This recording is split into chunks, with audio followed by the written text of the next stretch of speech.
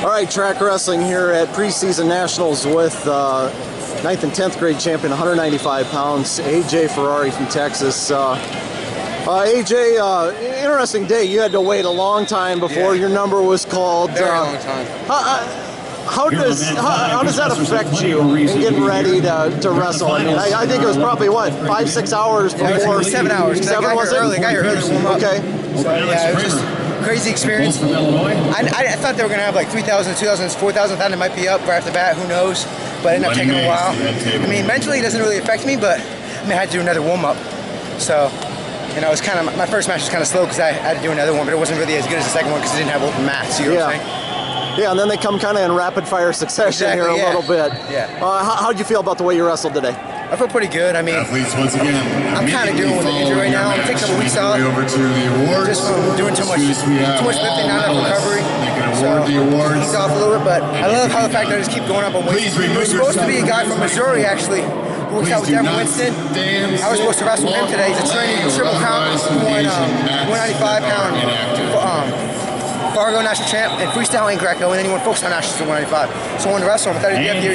He signed up, but he didn't end up coming. So I don't know. Tell me about your summer a little bit. Where all did you go? What did you do? How much time did you spend on the mat? Yeah, amazing experience. I mean, to start, I mean, of course, I had my injury. I've had 2 meniscus tears now, just from wrestling wise, just from like shoot. The first one I got from I was down blocking and Bo Nickel hit my leg a couple years ago.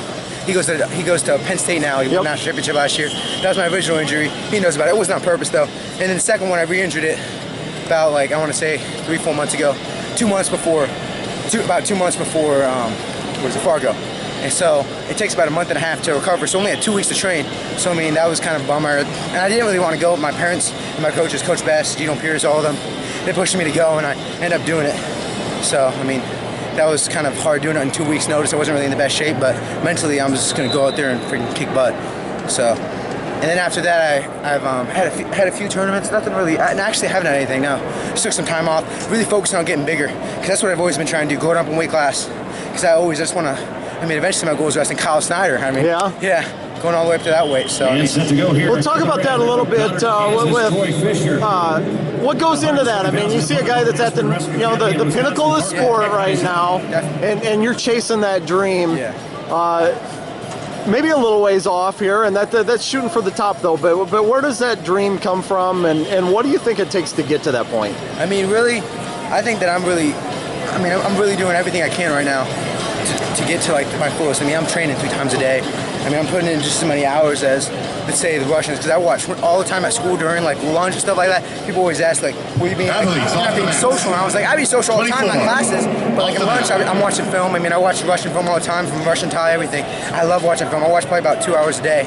And I mean, that really gives me my edge over my opponents, because a lot of my opponents, I mean, they don't watch much film. Even my friends are like, "What do you watch so on film?" I was like, you can learn just as much from watching film as you can actually wrestling. I mean, little things. I mean, put my foot here versus putting it there, it makes a huge difference. And I mean, that's what's really taking me, like, for my freshman 8th grade year, I really started focusing on those little details.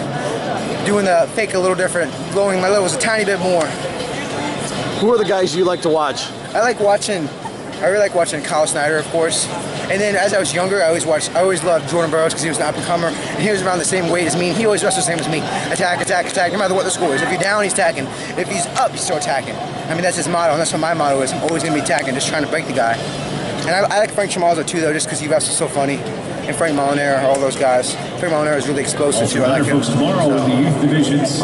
6 seconds to go. You got a major locked up. You go both up. You give the guy the escape.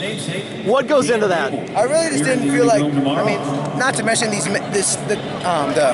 timings. I mean, it's short. The match is 2-1. I mean, that goes by like nothing, man. I mean, think about it. That's 3 minutes shorter than college, because college is 3-2. So I mean, I had got the major locked up, but I felt like I could get one more in. And I felt like towards the beginning he wasn't reacting as much, so I had to like really take that shot. But at the end he was reacting more and more, and so I was really feeling confident. Let me just put him up neutral, man. So I did that fake, and I just blowed him off his feet. So. Stuff like that, is it just challenging myself? Is that what's going through your mind? Yeah. I mean, because I mean, the guy who I wanted to wrestle, he wasn't even showing up. So today it's just like trying new stuff, trying collar steal, stuff like that. trying on my snaps, different setups, different finishes, stuff like that. Just working different stuff. Because I mean, I know I can beat the guys here. There's nobody here who even gave me really much of a match. My earlier match, my first match was my hardest. I wrestled with #1 seed. They didn't even seed me here, but I mean, I don't care about seeding. I know mentally when I'm seeded #1. I mean, yeah. You went behind your back with a single. Yeah. How you saw often? that? Yeah. How often do you do that? Well, actually, I've never known about that finish. My coach has never seen it. The first time I ever saw it was in the NCAA championships. Jason Off, he did that finish against I think it was Isaiah Martinez or somebody like that. I don't remember, but he was finishing anyway. And he put it behind the back, and then he did that. He went to the head and got the takedown to NCAA championships. I mean, that's a high level move. So I was like, I drilled it a little bit, and I liked it, and then it just seemed like it works for me. So just hitting that match. So yeah, it's high level stuff, man. So that's the kind of stuff you get out of watching all that film during lunchtime, right? Those little things versus bringing it up here versus going behind the back. Those little things. I mean, watching it at lunch, watching it at my house. I mean, people just think like I'm naturally good at wrestling. I mean, I'm naturally long, got that long wingspan. It helps me a lot. I have long legs. But I mean, I put in so many hours just like in the dark where people don't see me, like watching film at night from 9 to 10 sometimes after I finish my homework, stuff like that. I mean, I'm always trying to take me from here to here that little bit.